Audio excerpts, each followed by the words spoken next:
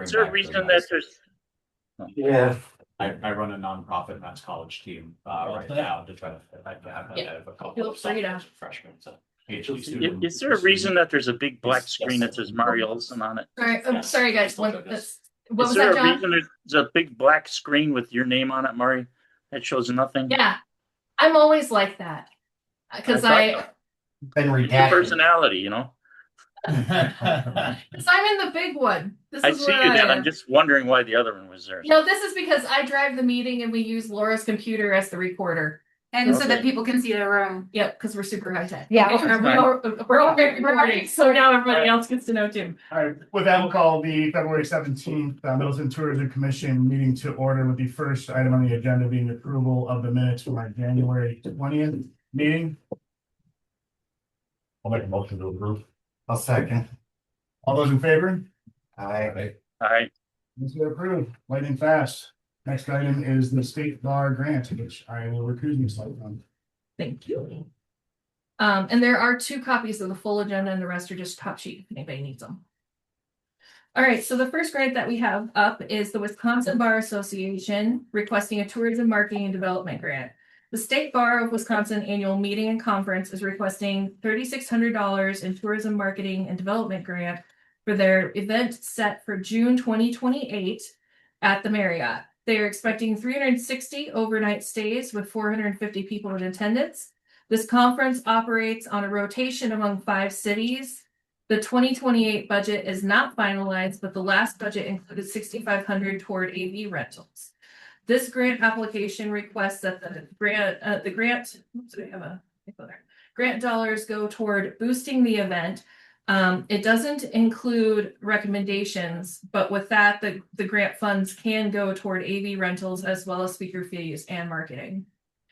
And so by that, I just mean we usually don't consider it a marketing grant without the budget, but since there are other things on your budget that would also qualify, we can move forward with the grant request. And of course, we have Reggie here in case anybody has questions. This is one of the no-brainers. I would. Yeah. I guess the only real question is, do you want to give it a flat fee of a flat grant of $3,600 outright, or do you want to tie it to room nights, $10 per room night? I'd be fine with just a flat grant. I'd make a motion for a flat grant of $3,600. I'll second that. All those in favor? Aye. Aye. All right. Congrats, Mr. Driscoll. All right. That was all it was. Go home and work on your budget now. Well, he had his first tour today of the facility, so I'm feeling pretty optimistic that he's. That's good. Yeah, He's it gonna looks keep it great, here. and again, this will be the 150th anniversary for the State Bar of Wisconsin, so we're really looking to pump it up, see what we can do. We actually started with our marketing department today, when Carrie and I got back with the space that we have. Tell them they need to expand what we can do and see how much of the not just our event, but how much, the whole area can become a part of it. Well, that's excellent. And then closer to the date, Laura will reach out because we offer, a free table of information. There are all sorts of different little things that we'll offer just for free. Sure. And then, and especially since it's an anniversary, if you decide you want to do giveaways or something like that, we can help contribute toward that. Sounds great. So. Awesome. Do you know Mike Gianelloni? You said, I think he writes questions for the bar. His wife judges gymnastics Their too. own sons. Coffee tips. Oh, well, anything like that. Okay. Thanks. Thanks, Reggie. Thank you. Yes. I told you we'd get you out of here time for your next class. Thank you so much. Yeah. Okay, we're gonna skip ahead to the Middleton Boys Gymnastics Sports Grant, which is also at the Marriott. So I'll present that as well. And we have Matt here representing. So that's correct, right? Okay. Yes. Sorry, there are lots of people. So the Boys Gymnastics Sports Grant. So this would be out of the normally the MASC budget. The 2026 Wisconsin Boys Gymnastics State Championships is requesting $2,000 and a sports grant for its Madtown Twisters Gymnastics Meet, March 14th through the 15th of this year at the Marriott. This event is on a rotating basis, so that doesn't mean we'll necessarily get it back again anytime soon. But regionals are also set to be in Middleton in 2027. Anticipate 160 room nights with 206 athletes. Our logo would be included on the banner and social media and listed with sponsors. So in part, you could think of this as a sports grant slash sponsorship grant. The funds would go toward equipment rentals, awards, and judge staffing. And then one of the notes you also made was you would like some help closer to the event and seeing if restaurants would offer discounts or coupons for families. Yeah, be able to track then how much money actually then comes in to make a more accurate kind of financial report at the end of the meet. So we will talk more about this. I'm going to subscribe to Destinations International has software that helps you do an event impact calculator. We had it approved this year in my budget to do that. And so we'll work together because I have to know your attendance. I have to know a lot of specific details to punch it into the calculator. And then it'll tell us roughly how many, because you do it by family and not just attendees, how much roughly that economic impact had on Middleton. And so I can help you with your report on that. So we'll work together. So again, it's a $2,000 sports grant for this event, and they're expecting 160 room nights, 206 athletes. And it's a 2-day event. Yeah, so this is going to be hosted at the Marriott, so Jim can like help fill in any details about the contract. But this is kind of also a dry run of our regionals run, where that one is an over 900 athlete event that is going to be running April 1 through 4 of 2027. That one we had already won the bid for, but we will be having our regional chairman up for state championships next month to actually see like how well everything runs, how does the venue look, and then obviously the money that we get would be spent on equipment, any decorations, fun stuff for the kids to kind of help provide a better experience for the athletes and then prove to the region that this is going to be a place where we can host more regularly. Our motivation for hosting this time around is to bring more gymnastics into Madison in particular. I also run a nonprofit men's gymnastics team, so trying to get more high school age guys to eventually come and join our team. And then just in general to also kind of help enrollment, get more viewership on the eyes of men's gymnastics, since it has been a dying sport for the last 5 decades. Okay. All right. Anybody have any other questions? Would anybody like to make a motion? Yeah, I'd be shoot fine for, with it. I mean, we could not just for sponsorships, we're gonna get exposure on it, and so I'm fine that the room nights aren't there, so I'd be fine with $5,000 for $2,000 for the event. Okay. And the sponsorship opportunities include in programs on the Meet website, banners, and then a social media shout out that we have currently on our Instagram and Facebook for the gym. Great. Well, and I also like the fact that if we do this well enough, we have a chance Potential, at yeah. bringing Yeah. another event here. I do want to try to do it a little more regularly for regionals. The income from regionals is used to actually fund boys gymnastics. I'm also the state chairman for boys gymnastics.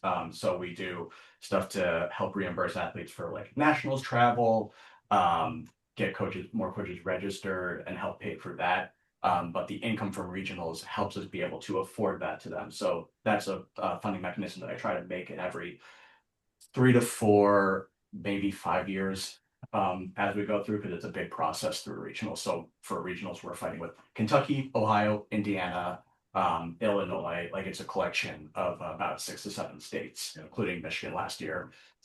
It is one of the meets that eventually we're trying to host in conjunction with the college meet. Eventually, if things can get the ball rolling enough. But this is something that we can do every like between 3 and 5 years, and I want to do it here. Have you worked at all with Madison Area Sports Commission?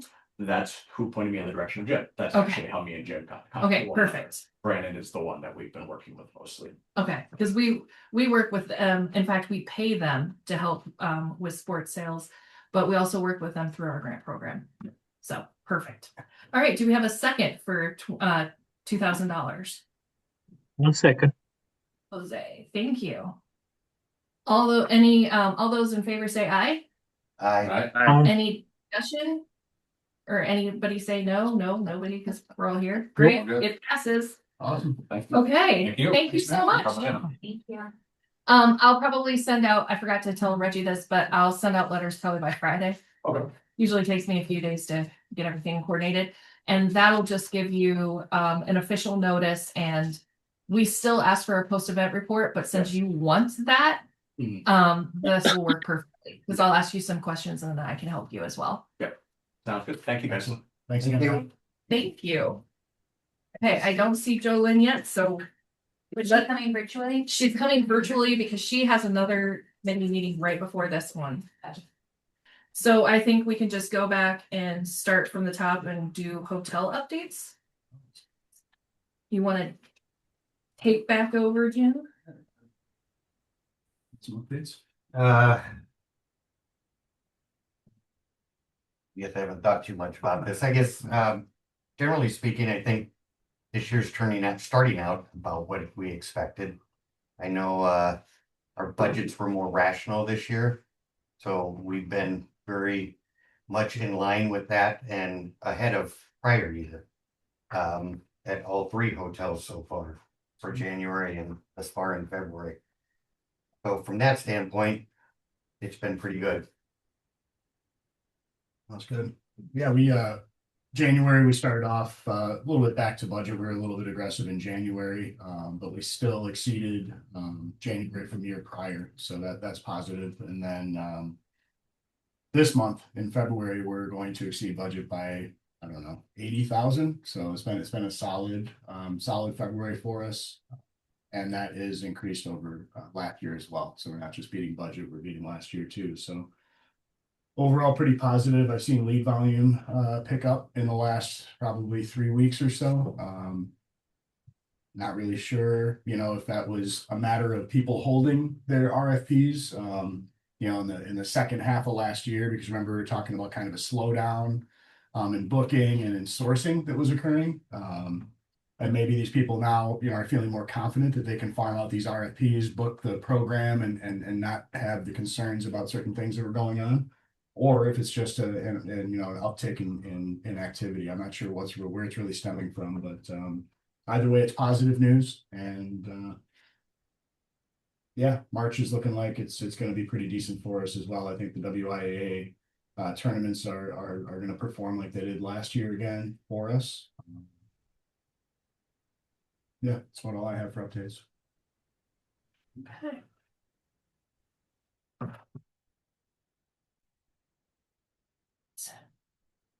Okay, so we're gonna just skip ahead to me, and while we're still waiting for Jolynn. Gotta skip ahead to these. I should have been showing these to you earlier. Sorry, guys. Okay, so the first thing I'll do is the finance report, because we got the overall revenue for 2025 in. Let's see here. Do I have? Oh, here it is. Overall, Middleton brought in $2,326,677 in room tax in 25. This was I think it's a 2.3% increase from the year before. So we did increase, and it's a modest increase, but I'm happy about it. I actually budgeted for a flat year, so anything over that is a big, huge win. On this finance report, you're going to see other revenue. We do get cashback credits using the credit card for certain things. There have been certain times when we've had to reimburse an account for something and it goes into revenue. An example of that would be like if I were to attend a meeting, there's an amount of money you can spend on dinner, and if I exceed that, I'll write a check. And so that ends up being called revenue. And so we've got, just a little over $1,300 in that. So just going down, everything in the green is obviously we came in under budget. Now we always come in over budget on Destination Madison because I always base that on the year previous. So if we make a little bit more money, we're going to wind up spending a little more. The salary, there was probably a change to salaries before the budget was solidified. So the 215 was what we approved in August, but the budget isn't solidified until November. So when it comes to salary and benefits, I just let accounting fill that in as they will. So technically we aren't over budget because that's just how that always works out. We were a little bit over in postage, and this is a good thing. We and I don't know if I actually raised it enough this year, but we are sending visitor guides out to more of the travel centers. Laura has been handling all of that, and we've actually more than once this year had travel centers reach out and need a resupply. So that is going to come later in my annual report where I talk about our visitor guides and how much more successful they were this year. But so that's actually a really great problem. Some of the reasons we came under in certain things like where is supplies. So we are under in supplies, but the supplies budget I always pad to have to add something like a standing desk if one of our standing desks dies. So there's a certain amount of infrastructure or furniture or like anything like that that I build into certain accounts like building maintenance and supplies. So unless we end up having to buy something like that, we hopefully always will be under budget. But otherwise we pretty much spent what we were expecting to. Printing, we came in that far under because we ended up not printing a couple of brochures and flyers last year. We just didn't need to. Building maintenance, we came in really under because I always pad this for an emergency. But I also built in for last year because we had the patio fixed. I thought that was going to cost us so much more. It was like under $2,000 to have the patio. I mean, and they were tearing up multiple sections and fixing it. They did a fantastic job and it was not expensive. And I thought it was going to be way more than that. But ever since we had to have part of the tree removed and I had to pay for that out of contingency funds, I always add a little extra into building maintenance for things like that because it's a 130-year-old building. Let's see here. Travel, that just is because we didn't actually travel and training. We didn't take full opportunities for some of our professional development. And we also didn't have to travel as much. And also when Laura's scheduling travel, she's a stinking genius at finding cheap flights. She spends a lot more time on it than sometimes I do.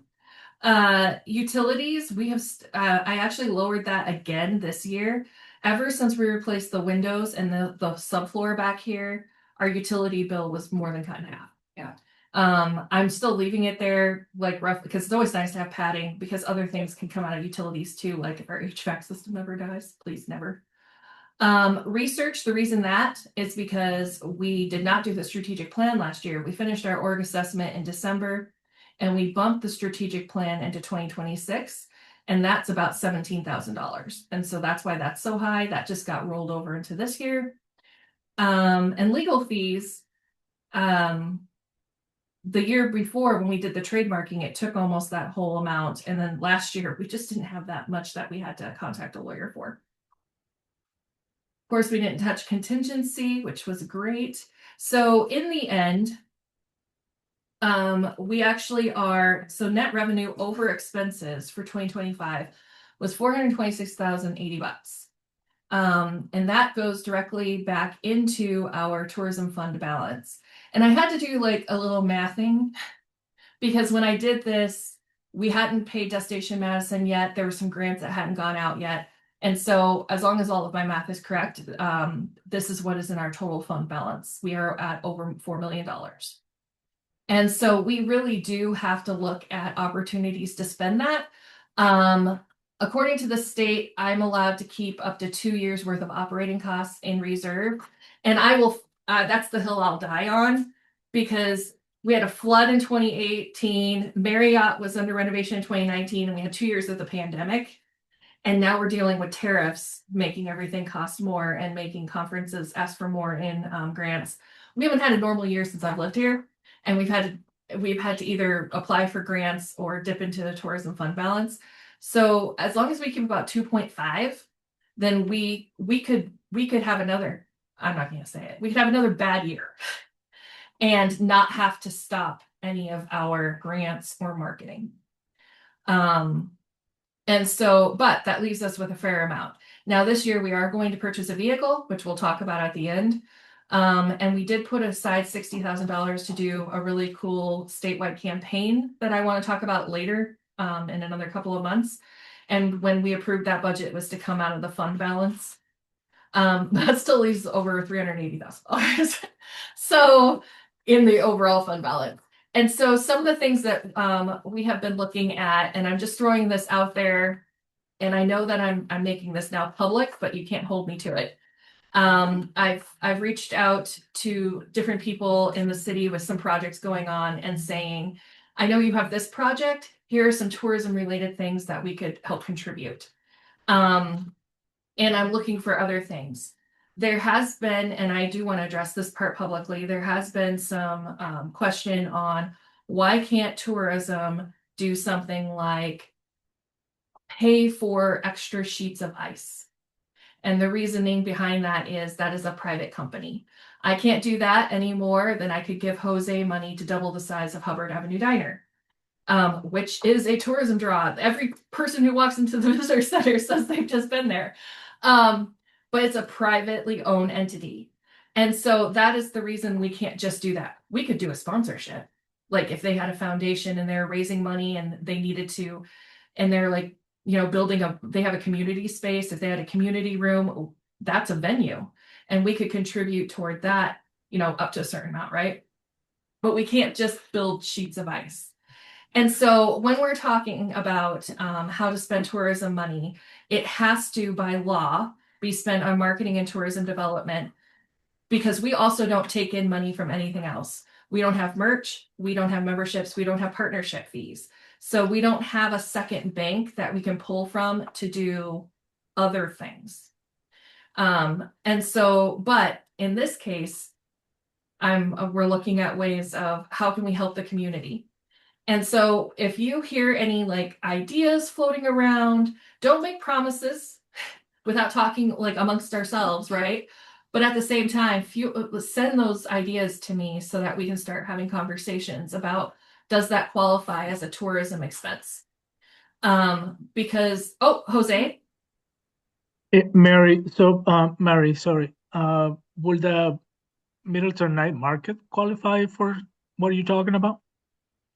Since they already have an application here. So the way that our grant structure is, because we do have it built into the grant if it's not overnight room generating. We have a cap on that. And the reason we did that was we were being asked to help support public events, but we needed to cap it because we can't just spend our entire grant program on community events. We would be setting a precedent where we are pretty much funding Stone Horse Green.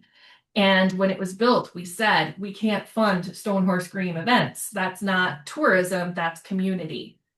And so the Middleton Night Market, it's a conversation that you all have to have, and then ask Jolyn all of your questions on whether you think that this is going to be something where people, kind of like the farmers market downtown in Madison, there are people who come to Madison for the farmers market because that is a huge deal. It's a huge deal. So would this be something where people might start planning a trip around or a vacation around? And if it doesn't have a tourism component, does the commission feel that it falls under the event sponsorship level? Also taking into consideration that they are going to come back to us and ask for a grant for Stars Hollow Days, for Strolling Jazz. They have a lot of events that are like large that they want to do. Now, I feel like this night market is supposed to be something kind of like testing the waters on whether or not we could support a holiday type market in the future, because that had been kind of tossed around. Madison does a night market. It's very well attended. It's not a tourism event. No. But I can't say yes or no to these things. And Bill Geist says that I can't say yes or no to these things. All I can do is explain how we have looked at it in the past. Yeah. And I know we all want everything to be successful.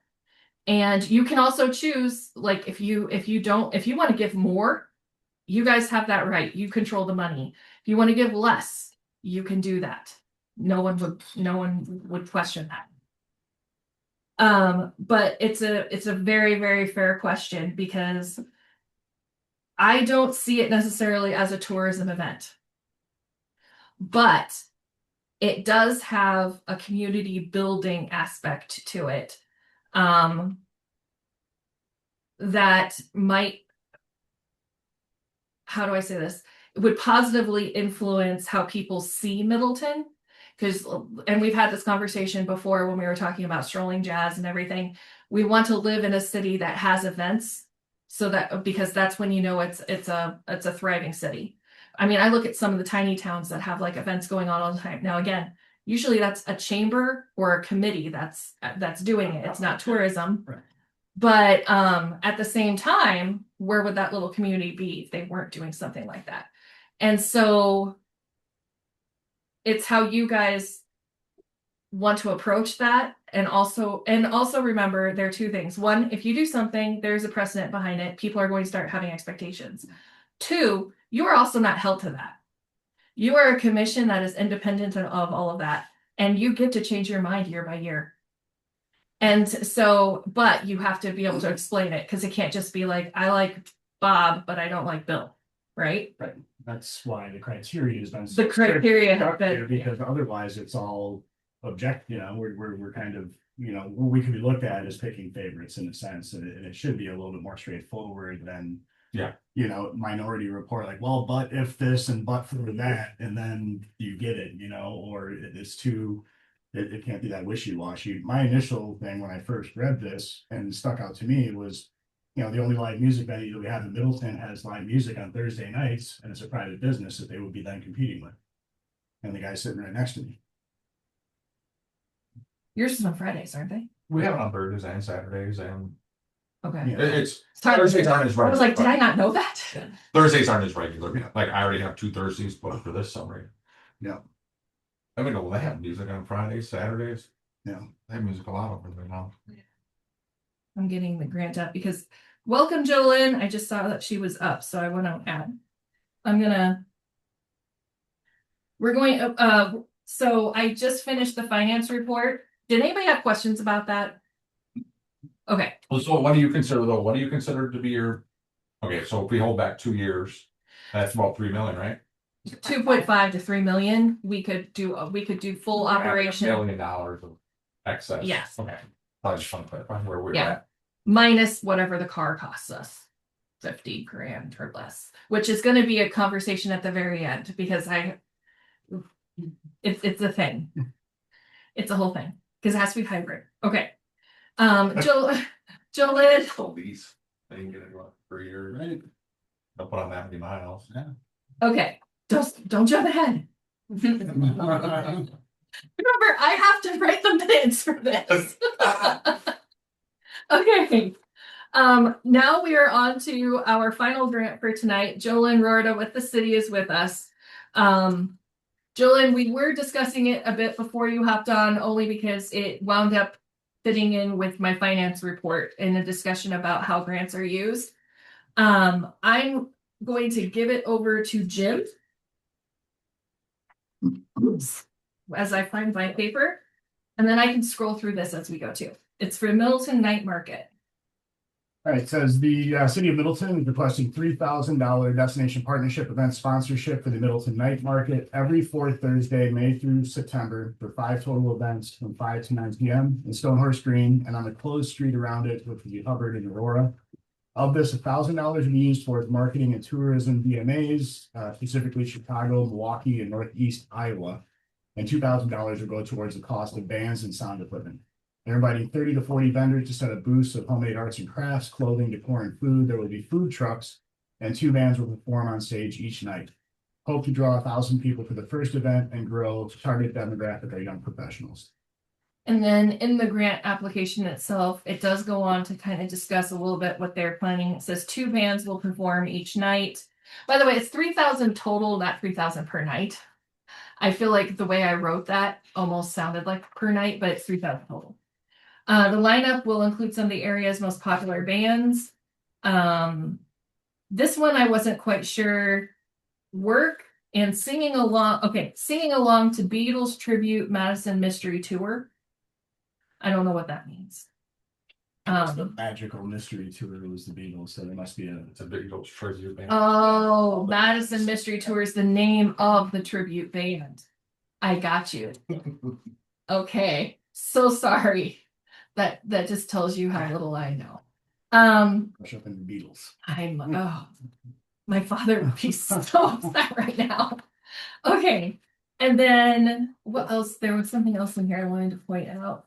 Oh, she did a really nice job mentioning the budget down here, and when she says the Middleton Night Market will, and then she was talking about, activate Stonehorse Green as a community gathering space, showcase diverse local artists. Let's see here. Oh yeah, and the other thing too is they're going to post QR codes to an online survey and provide an iPad so that attendees can provide feedback, which I don't think we've ever had an event do. So that's other than Strolling Jazz. So I think that was actually a really cool addition to this. What? You only get negative feedback. No one that's happy ever does anything. Right. Yeah, if you're happy, you don't fill out the survey. That's how it works in hotels. Yeah. Need to bribe you to fill it out if you're happy, but if you're upset, more than happy to give it to you, Yeah. Anyway, that was just a side note. Nope. And then she does have the the budget printed on the bottom. With bands, sound, printing and signage, etc. Jolyn, is there anything you'd like to add? Or, I'm sure I missed something. No, I think you summarized it pretty well. I'm looking through here. I did try to They emphasize in the are write-up. charging vendor fees, doing sponsorships. So $18,000 they're planning on raising by themselves beside this grant. Okay, that's. Anybody have any questions for Jolene about the request?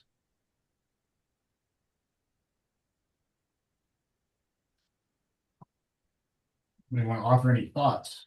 John Schaefer.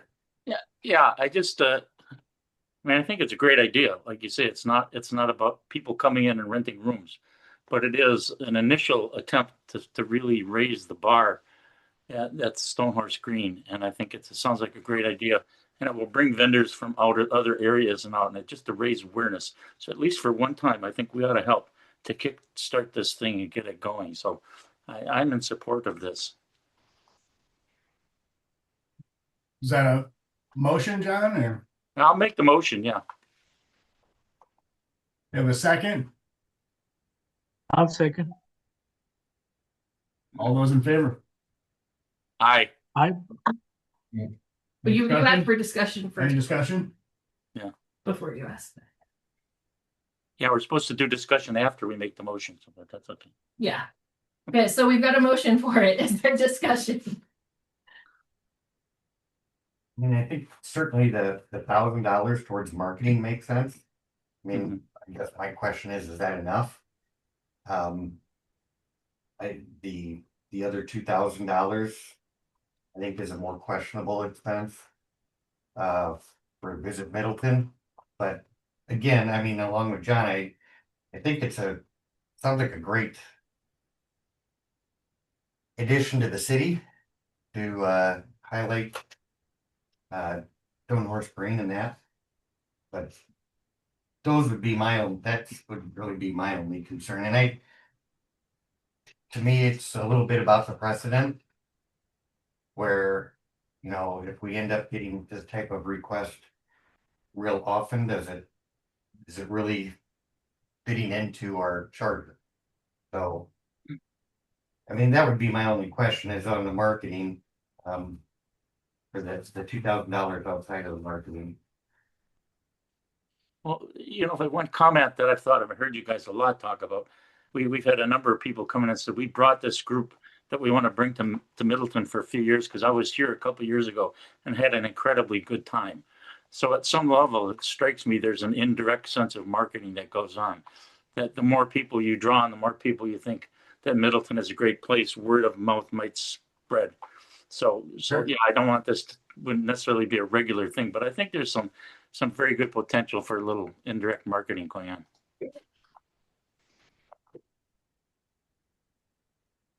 Yeah, my concern is always, are we sticking to what we're supposed to be sticking to? Yeah, there's indirect marketing to everything, but Yeah. that's not what our charter is indirect marketing. I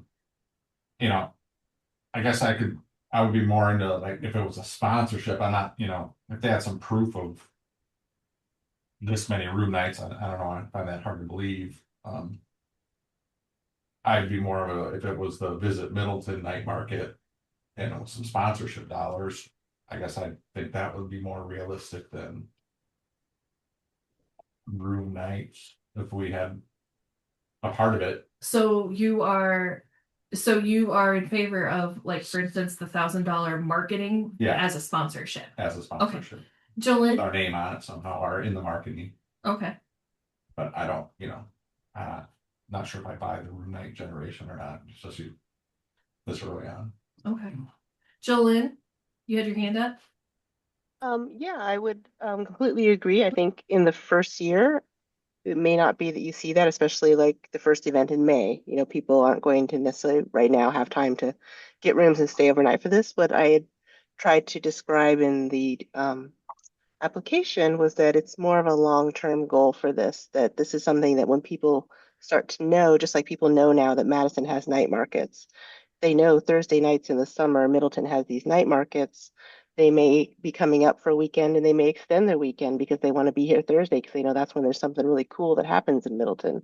So maybe they were thinking about a Friday to Sunday stay, but they say, well, let's just make it a 4-day weekend because I really want to check out that market that they've been doing for a couple of years here now. And it's got a really great reputation and it's fun. And maybe, within the next couple of years, we've grown and we're bringing in touring bands or, it's just really kind of taken off from where we're starting this year. So it is an investment in this piloting of the event, as Alder Schaefer mentioned. And I also think that uh,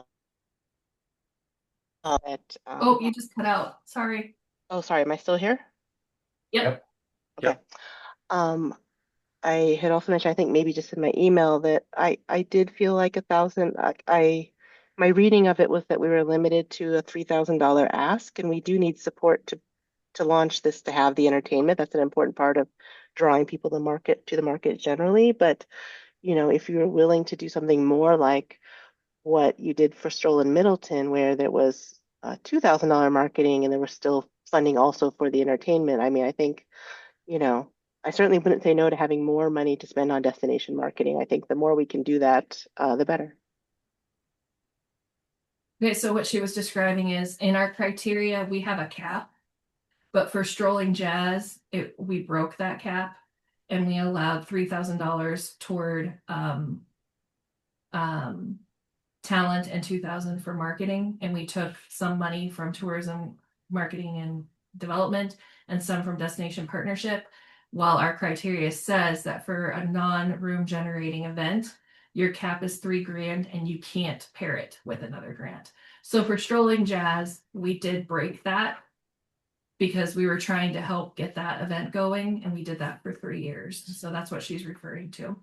And this is just the exact scenario, I think, of what we were talking about before of, what's the precedent that we're setting. I just, Jolene, with 1,000 people in attendance, I'd have to assume that the vast majority of those would be local, because where would these people park to get to Stonehorse Green? Let's say it's 1,000 visitors with average 2 people per car. Where are they putting 500 cars to get to Stonehorse Green?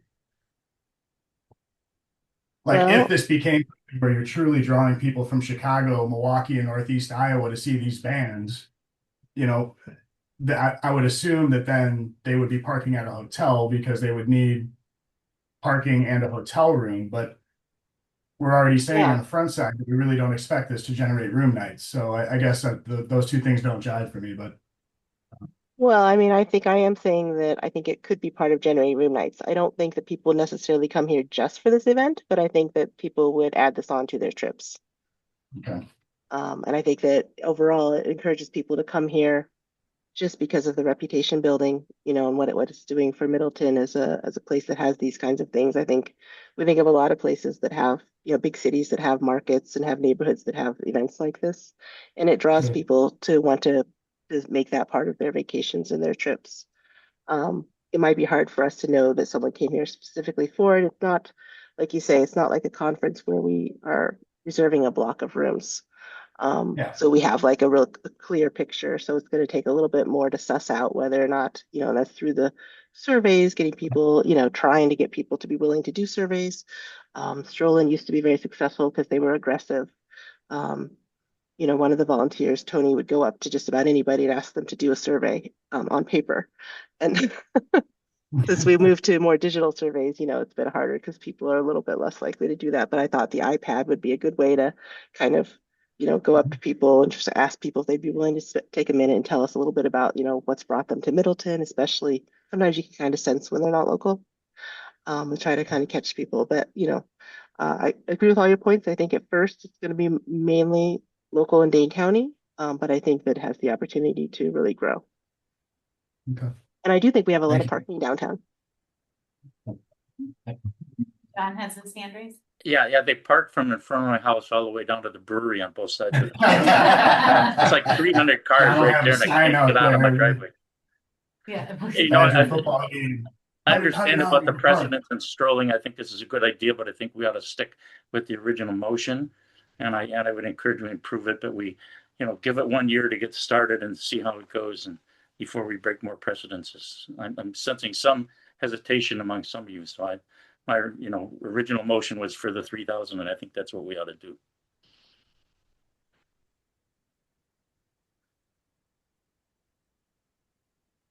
That's it. We have a second. Jose already seconded. Jose already seconded. Yeah, motion's already out. Let's do it. All those in favor? Aye. I'll agree. I, Anybody opposed? I oppose the full amount. Okay, I'll give some sponsorship, but Okay, and Jim, what do you say? I'll say aye. Okay, so it's 4-1 and Lisa's not here, but that's still quorum. So it passes.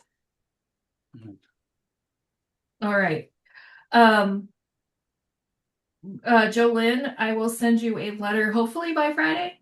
And that will have the full information, criteria, etc. For the grant. Also, and I know that in a past email you told me that you're planning on submitting grants for future Stonehorse Screen events, as well, like Stars Hollow and Strolling Jazz.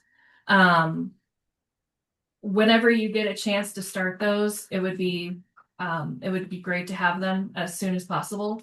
But also something that we have, I think, reiterated throughout the years is that tourism can't be funding Stonehorse Green events forever. And I feel like every time there's something there, people come back to us, and then we're wiggling our way trying to make it into a tourism event so that we approve the grant. And I truly do think that Strolling Jazz has potential, and Stars Holidays done a certain way could have potential. And I encourage you to submit those grants.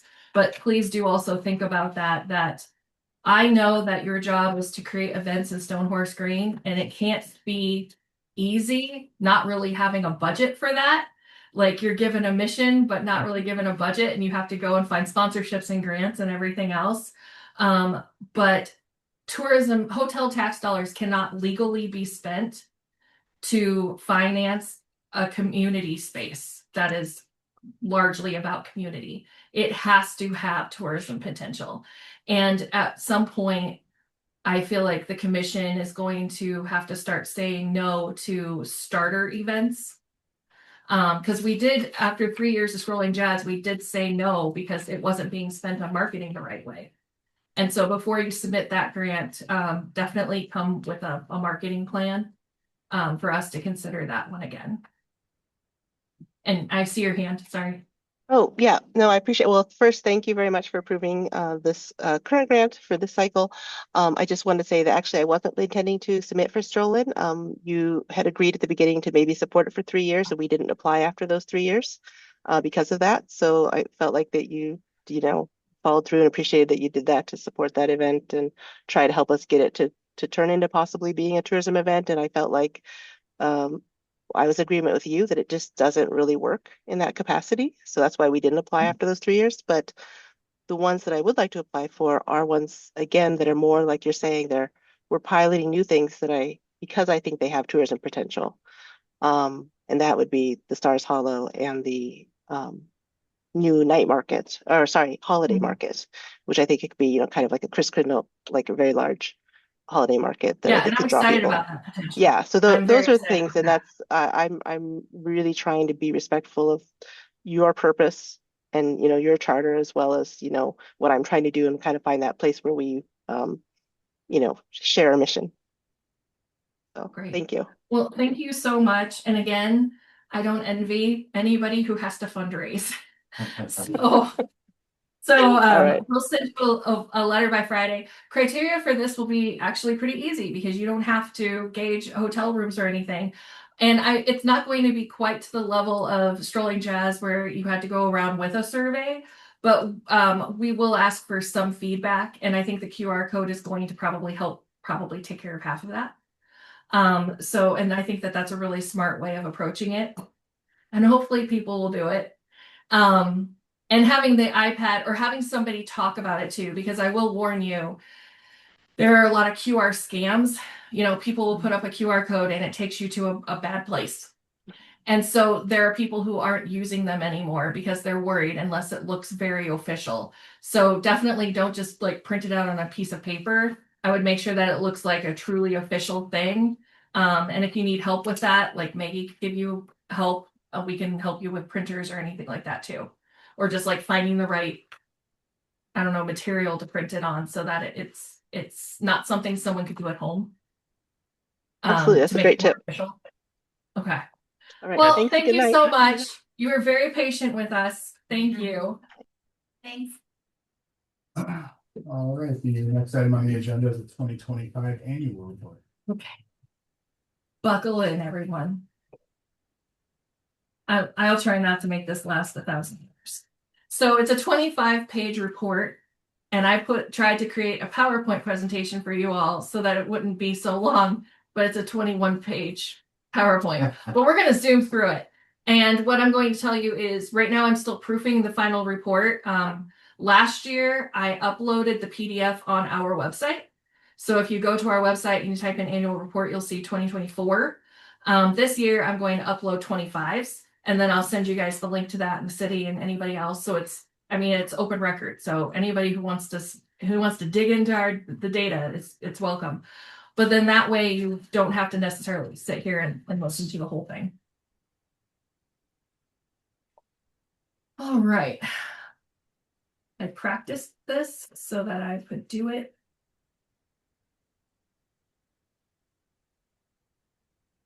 Perfect. Okay. All right. So this is the 25 annual report. I think you all know who we are. This is just a graphic that I've been including every year that explains to people. I sat down, and this was last year when I was trying to help us create our mission statement. I was like, who are we? And really, we fall under these 4 columns. And community outreach with any tourism department is a substantial column. Without locals, without your businesses, without your residents, without people, without your local ambassadors, it's really hard to build a brand. And I feel like Middleton residents are big fans of their town. They're big fans of their businesses and big fans of their outdoor spaces. And that has helped a lot. And in that, I would say that we have supported that with our grants as well. But also other events, like we participate in DMBA downtown events like trick or treating and story walk. We've given sponsorships to Gilda's Run and Stonehorse Green. And so I do feel like we are supporting our community in a way that is financially stable for us. But obviously, and so this just kind of breaks it down. So if there is ever a point where you're like, how do I explain this? This is sort of a touch point for that. So next up, Middleton Hotel tax revenue. As I reported before, we did get about 2.3% higher than, oh, wait a minute. Let's see here. Is that 2.3? 2 point, something like that. I don't know, math. We are a little bit higher, and quite a bit higher than 2019. I'm still keeping 2019 on there just for funsies because people have asked me, well, like John, in our last meeting, you really wanted to see like what is the long-term, like going back through the years. And I think this helps. This does not include 2020 because 2020 was like it. I mean, we didn't make any money at all. 2020 was entirely funded by state grants and our fund balance. So the city of Middleton received 30%. And so it is nice to comment that the city of Middleton received $698,000 last year to use for city purposes. So the city does benefit from every dollar we bring in. And of that 270 of our 70%, 276,874 was paid to Destination Madison as part of our partnership agreement. So this, I just thought some people like to see this, and when you receive the actual report, it's a lot easier to read this. But this is by quarter. I will say, 2019 Q1, we still haven't come close to matching that, and that is because of the business travel. So much business travel used to happen. That is the only indicator I could find would happen in Q1. And we might not ever get back to this level in Q1, but we've surpassed Q2 and 3. And then this year, and you all saw it coming, our Q4 actually laid back a little bit. We were down from 2024 Q4. And as you guys also know, the tourism economic report, this gets so confusing for everybody, and I apologize. But the tourism economic report, the state does not want the numbers coming out until the summer. So none of us get our numbers until the summer. So I only have 2024's numbers because 25 doesn't come out till June. But according to 2024, we increased our direct spending by 3.2%. And the breakdown in visitor spending is always right close to this, maybe off by a tenth of a point. It's mostly always in lodging. Food and beverage comes very close second. And then Middleton also increased its hospitality jobs in 24. And it generated $36.2 million in state and local revenue, tax revenue. We are a small but mighty town. Trade shows. And if Laura has anything she wants to say, because this is her baby, she puts this together for me. She goes to American Bus Association, Circle Wisconsin, and NTA every year. We only did Slick Traveler once. And even though over here it looks like, oh, wow, that was the most bang for your buck, it wasn't, because even though there were 29 appointments, the majority of them were not interested in Wisconsin. And so we've not gone back because it was an expensive conference to go to, a trade show to go to, and we weren't going to see the yield from that. But so far, I mean, Laura, you've been pretty happy with ABA, of course, Circle Wisconsin and NTA. Yep. And you went to ABA this year, and then Circle Wisconsin's coming up, and then NTA is in the fall. Yep. Mm-hmm. Yeah, was ABA the one that was in Canada? NTA was in Ottawa in November during Okay. the shutdown. Yes. So that was interesting. She has had some very interesting travel experiences on our behalf, and we are very grateful. Visitor tracking. So we use Placer AI, and I want to say, like, going forward, so 2025 and before, Placer is not incredibly specific, but they are making big changes in 2026. And so our future Placer reports, we're going to be able to talk more than just the visitor, because right now how they kind of track a visitor is any touch point. And future Placer is going to be able to tell us how many touch points, but also just take you and count you as an individual visitor.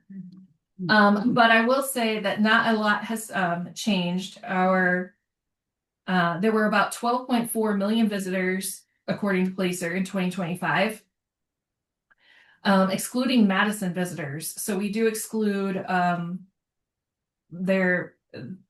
in our tracking because obviously we don't consider them to be visitors. We think that a lot of the peak dates coincided with UW events, Bachfest, Commencement, the concerts at Camp Randall, Good Neighbor Festival, and Ironman. On average, Milwaukee makes up the highest percentage. They are almost always at the very, very top. Chicago this year in 25 was at 11%. And the third place, it varies from year to year. We have some flip-flops, but Minneapolis-St. Paul has been emerging enough that we're actually going to start diverting some of our advertising dollars into Minneapolis. We aren't going to designate them an actual DMA, a designated marketing area for us, which right now is Milwaukee, Chicagoland, and Northeast Iowa. But the state and Madison are both going after Minneapolis a lot. We are going to put some money behind that, but we're really going to have to use Placer to decide, are those people coming here for hockey, or are those people coming here to come here? Because obviously we don't want to spend too much marketing money if the people are coming here specifically for hockey because they're already coming here. So that'll be interesting. And then Green Bay, Appleton, and La Crosse, Eau Claire kind of started to rise to the top too. And so again, we're going to have to take a look at that and see, is this sports related? Are they leisure related? Our current Placer subscription is not at the level where I can give you super detailed information because we just don't have the money. We're talking tens of thousands of dollars for the type of reporting that Madison does. Well, I guess we do if we really think that it's worth spending that much money on. But we're going to see how the 26 numbers come and whether or not we're satisfied with that. One of the nice things is we were able to pull out things like specifically Bachfest, specifically National Mustard Day, and see how many people were in those areas. And by basically like geofencing a section of the city. And so that was nice. And that's one of those things where we'll need that information to use with the impact calculator. Who's the 32% in green up there? That's other. Hold on. Do I have that on here? Oh, that's other. Yeah. Oh yeah, I that is couldn't tell the other. color that was up there. Yeah. Okay, so other must be the county residents maybe. Miscellaneous. No, it's like, The rest of the world. yeah, like 1% here, 1% there, 2% there, 4%. Okay, special event permits and convention services. Internationally. This is also Laura's. So she does special event permits on behalf of the city. And this year she was at 30. Convention services rendered 22. So that's up a little bit from last year. She reaches out to everybody who has business at the Marriott, or if it's going to be, a major sports event, at Capitol Ice. And she reaches out to absolutely everybody. Not everybody wants something. I wouldn't say everybody. Everybody that qualifies. Yes, everyone who qualifies. If it's like 10 people, no, right? We have minimums. Yeah. And then visitor center count. We are, let's see here. We are down. Are we up? Yeah, we're up. Okay, so in 2024, the Middleton Visitor Center was at 787. And we were at 781 this year. So we went down 6 people. But in 23, it was 421. And in 2022, it was 572. So I feel like 780 is kind of where we're at right now. And we're hoping that that grows. I've seen more families coming in because again, we've got decorations, we've got the neon sign, which we didn't have in 22. And actually, I don't think we had that in 23. I think we put it up in 24. Yeah. And those things all help let people know that we're open, we're here, please come in. And then the visitor center, I know that there have been a few people who have walked in and said that they just heard it was cute because we've done all the improvements. And I'm like, I'm okay with that if that's the reason you're in. Laura does keep track of how many locals versus actual visitor. If anybody needs, we can get that information too. Oh, and then this is just a little example off to the right. That was the raffle basket we donated to the Chamber's fundraiser in 2025. We always donate a raffle basket to the Chamber and Battle of the Badges, but we also put together versions of this as a meeting planner incentive. If you qualify, if you have a certain size of group coming to one of the hotels and they want to do any kind of like giveaway, like stick your business card in a fishbowl and we'll give you a prize. We put together like $100 to $200 baskets for people and just give it away for them. And it always includes a ton of our swag and then everything in it is from Middleton. Well, sometimes we put in those really delicious Madison nuts. Oh, whatever they're called. The fortune. But they're from the National Mustard Museum. Yeah. Tourism grants given. So in 2025, we gave $89,622 in grants. This breaks it down, which you can't read, I realize, but in the report you can. It tells every event that received a grant and the date that it occurred. We have been having 1 to 2 sports grants a year for several years now. And last year, the sailing one actually came to us. And I think they're going to do it again. They actually wound up having a lot of people stay in Middleton, and it was pretty easy on our end. They were super nice people. They were incredibly nice, Yeah. and it was a small grant, and we let them use like our feathers and whatnot. So I'd love it if they'd like to return. So next comes the marketing report. I'm going to try to go through this pretty fast because all of it is in the big report.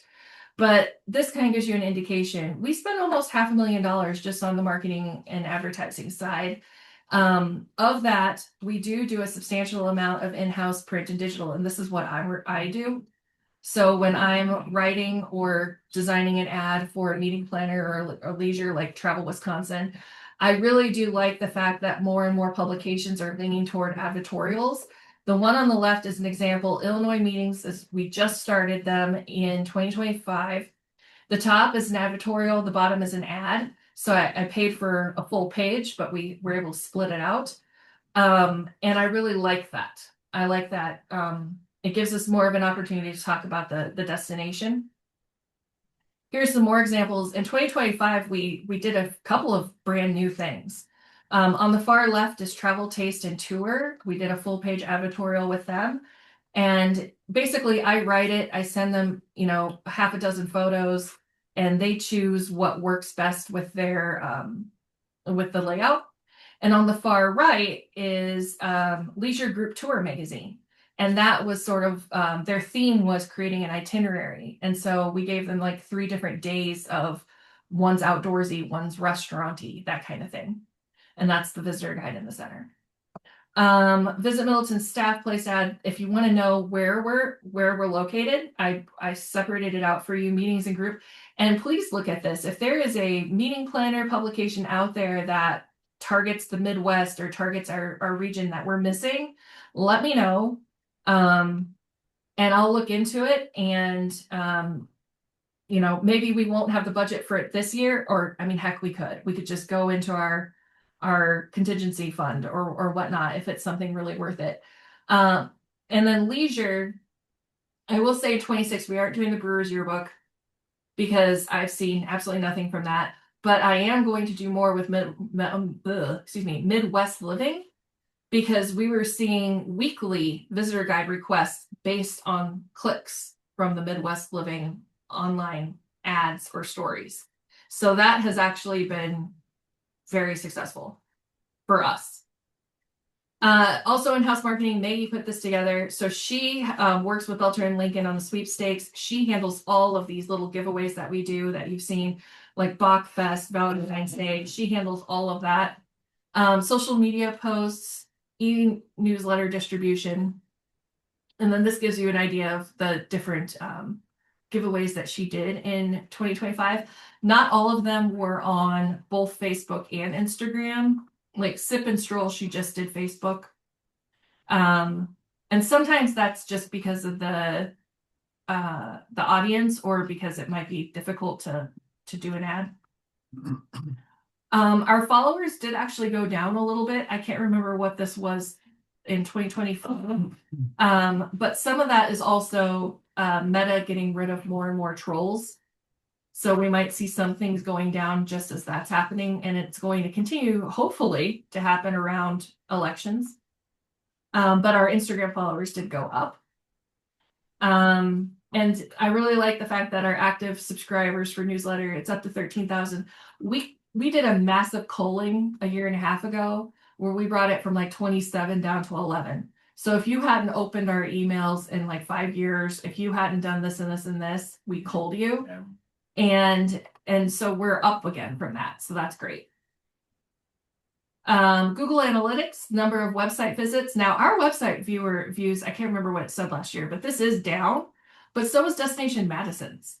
Everybody's homepage web views from Google. And I think it has to do with Google / Meta / all of these algorithms.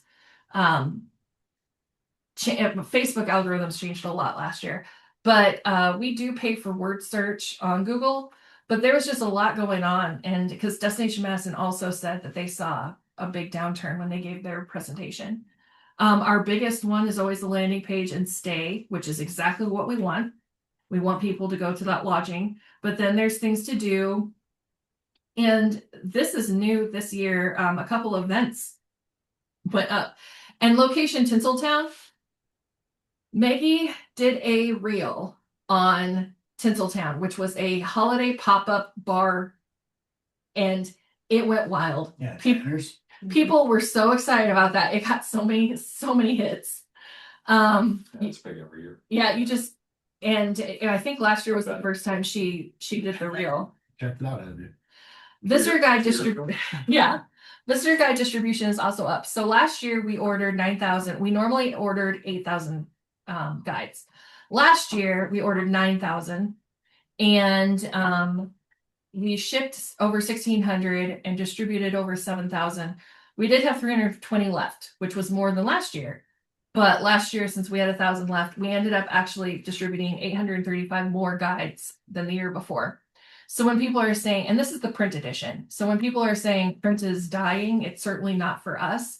We still do a postcard with a QR code that takes you to our visitor guide, and people take those all the time, especially on info tables. And we have a downloadable PDF and a flippable on our website, but still the print edition is doing very, very well. I like to think it's because of the charcuterie board, because that was my baby. I'm never going to let that go. It's still in this year's. I put it in the dining section. So this, I just wanted to give you a little bit of a glance, because I know you don't always get to see everything. Belter and Lincoln designs and posts, handles the campaigns for our online, digital, and streaming campaigns for our major DMAs. And so this just gives you an idea of what those Facebook and Instagram images are.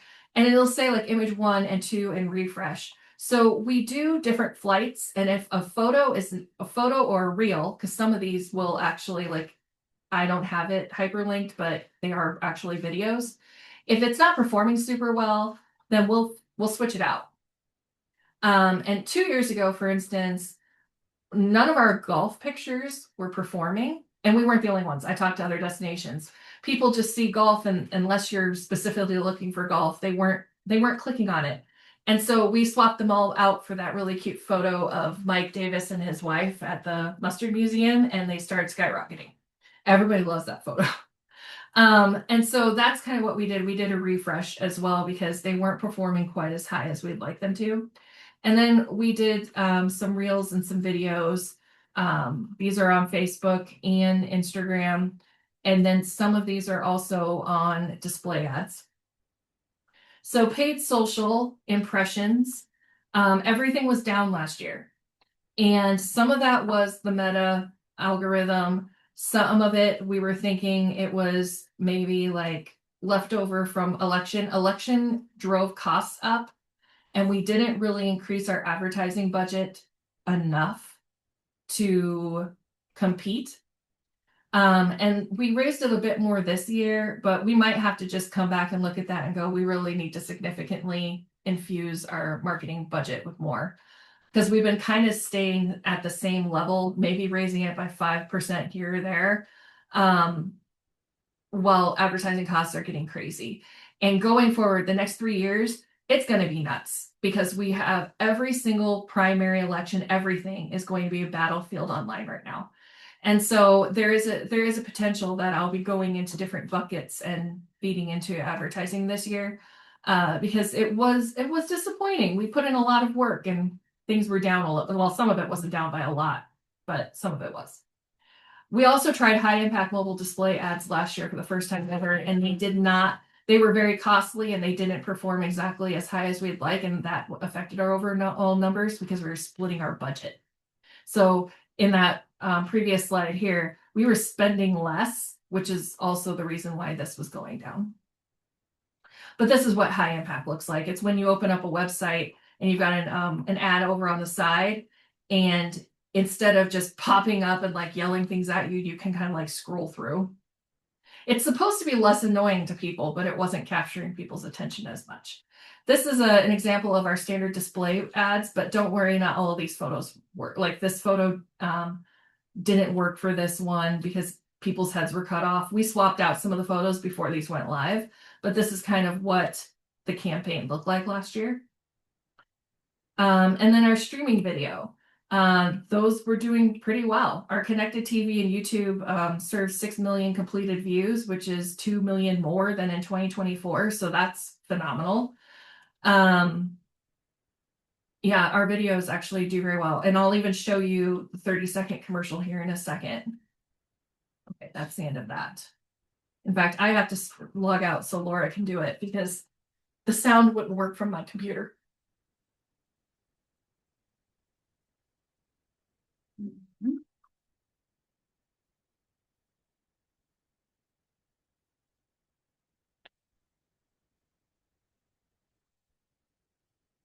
It's where a small bite brings a lot of joy, and slowing down a bit creates a lot more time together.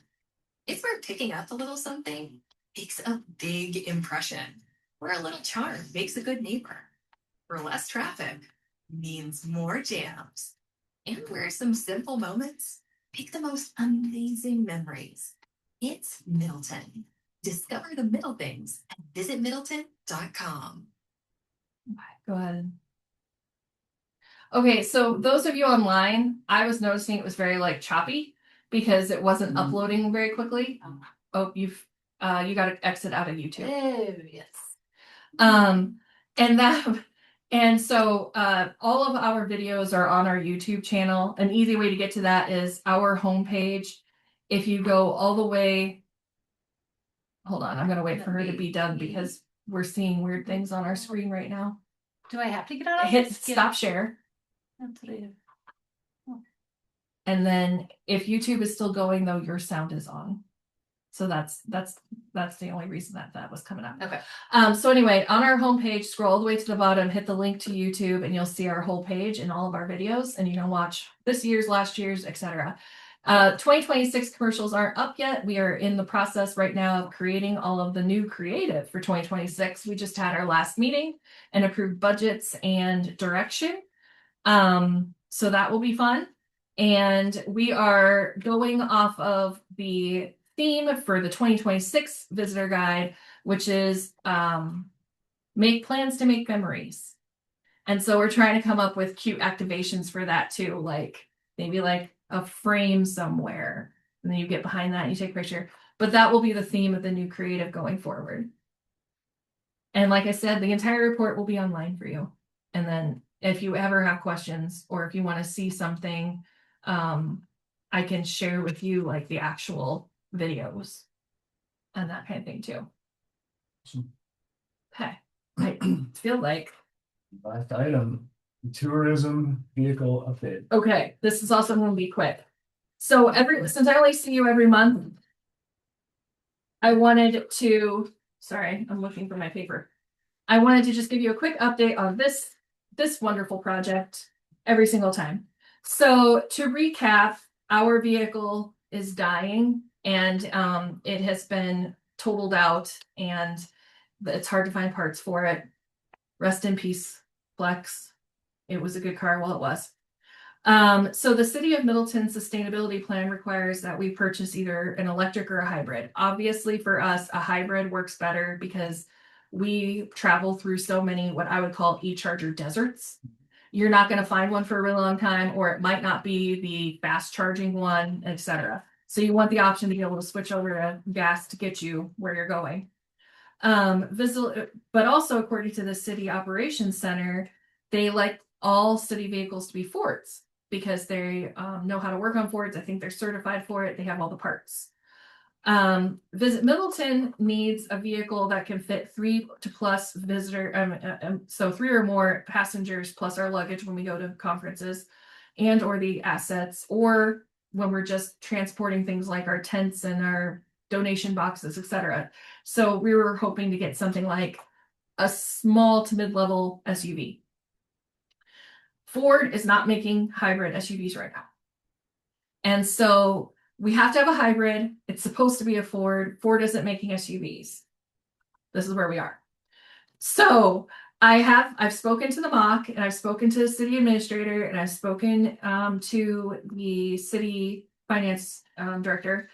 And I said, we're buying the vehicle and we have the funds to pay for maintenance and repairs ourselves. Because that's the other thing. The city pays for all the maintenance and repairs if it's a city vehicle. So could I possibly look into getting a used, not a brand new, because the city also wants a new vehicle, so it's still under warranty, etc.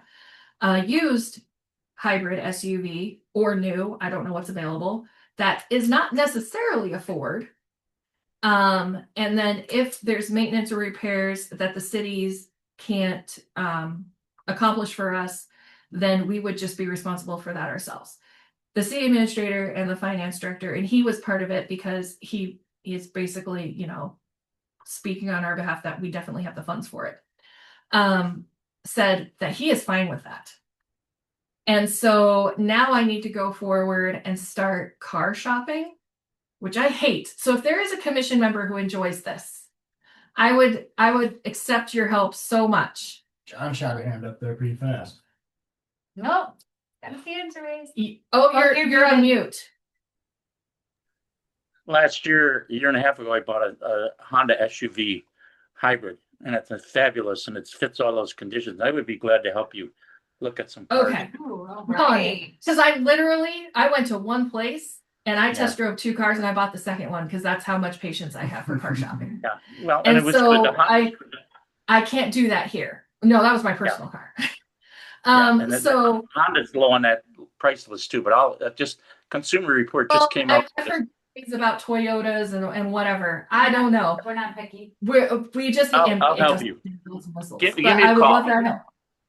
Give me a call. And then for the people who are listening, because I get emails, sustainability coordinator is aware of this whole process. She reached out and she was going to give me ideas for cars. And I said, hey, if you're willing to help me with SUVs, that'd be even better. And then obviously city administrator and MOC, everybody understands what's going on. And so ultimately what I'm hoping is that we can find a really good choice. And then I will probably have to get it immediately approved by the city before I bring it to you and do an emergency Zoom meeting so that we can get it approved before it's off the lot. Right. And then get a vehicle purchased, preferably within this budget year, because the Flex is, I mean, I took my own vehicle up to Bayfield because I didn't trust the flex in a 7-hour drive. I took my own vehicle to Beloit because it was snowing and I didn't trust the flex on the roads. And so it'd just be nice to have a vehicle that we're not constantly worried about. And Did to they answer say- somebody's question about lease, Yeah. I don't know if we can because we don't have a safe place to leave a leased vehicle. Like we don't have a garage. It's in the open parking lot. You know, leasing company don't care what you. I have no idea. Because like It's like, insurance it's like, wise, it's like we lease our company vehicles, like you can just say, here's, I need a hybrid, and then they'll go find you the best deal, and by the way, they'll get wholesale pricing too, and. I'm going to also be calling you then. You just volunteered yourself. I love Celia, take care of it, Yeah. and I- like, and it's an open-ended lease, so like you're getting the residual value at the end, so you guys can lease every 3 years. 4 I'll years. find out if the city allows that because I don't think they have any other lease vehicles, so I'll find out. Because I do have to still follow whatever the city approves. But I am not picky. I just want a car that I'm not scared to send Laura in. Yeah, Jose? I have a question. So when you say Ford doesn't make hybrid SUV, is that on the size that you're looking for, or do they make full size SUV hybrid? So I guess the very really giant one they have out or They're something, big. but the smaller Suburban ones they type. aren't making right now. Yeah, the mid-sized ones. But that doesn't mean there wouldn't be a used version out there. But the So, brand new ones. so They only have the two. Sorry, they only have the 2-seater. They don't have the 3rd-seater that we would need to push down with the 2-seater to fit all of our stuff. Oh, no, minivan. No. considering that the city will pick up the maintenance, wouldn't it be worth to just upscale the size and go for a bigger vehicle? It would be. It could. I looked at this. Okay, again, this was a while ago, but there was a cost difference of something like 15 grand. Or So something. what's your budget for a vehicle right now? We budgeted 47, but it doesn't matter because it's coming out of our tourism fund balance. It's whatever it costs us. So I And think 47 is what I got when I Googled hybrid SUV. And that was the average that Google gave me. Because and I didn't also know at the time I was supposed to be looking at Fords. I'm so good at this, guys. I'm such a great leader. It's not a vehicle that's gonna run high miles, right? No, No. So at least, that's the main concern of lease. Yeah. Is I would miles. look into it. I think that's- it might go like when we do drive it, it might go to another state, That's not. but we don't have But a yeah. lot of. It's gonna It- sit. No, none of that, you can park it where you want, drive it how you want, it's your car, you just bought it in a different way, We will look at this. they don't. They're not calling me to ask me where it is. Yes, John. Yeah, I question the Ford thing with the city because the hybrids are different enough that I'm not sure that they're saying they understand everything about Fords means that they know what to do with the hybrid. But when I did mine a year and a half ago, I was getting in the upper 30, 37, 38, 39. So I think you can, there's a lot of options out there with the budget you have. I'll give you a call in a week and we'll sit down Sounds and give me great. more details and I'll do some research. Yeah. Just talk to me like I'm a kindergartner because that's basically my level of knowledge when it comes to vehicles. Yeah. It's the only time in my life I will say that Now that's I'm offering allowed. this help if you end the meeting. That's the point. I'm done. That's the last thing on the agenda. That and the fact that remember the March meeting got moved to the 24th. And I know you can't make it, but you can't vote. Yeah. So Yep, you just need to make sure you have quorum without me. I'll be down in beautiful Rogers, Arkansas, so Ooh. yeah, I'm extremely excited. That's spring break. Yeah, probably. Oh, it is spring break week, yeah. it depends on where you are. It's spring break, like I know down south. But in Where I may be going. Wisconsin, I think our spring break is the It's week middle. later. That's. Well, they're all different, every Is it- school district's different, the colleges are different, the high schools are, they're all different. Yeah. All right, that's all I got, guys. Ben? Anybody want to make a motion to adjourn? I'll make a motion to adjourn. Second. All those in favor? Aye. Like, Have a great evening, everybody. Thank you Thank so you, see you much. later. Yeah. Oh, Yeah, Rogers, Arkansas. Not good what's there, but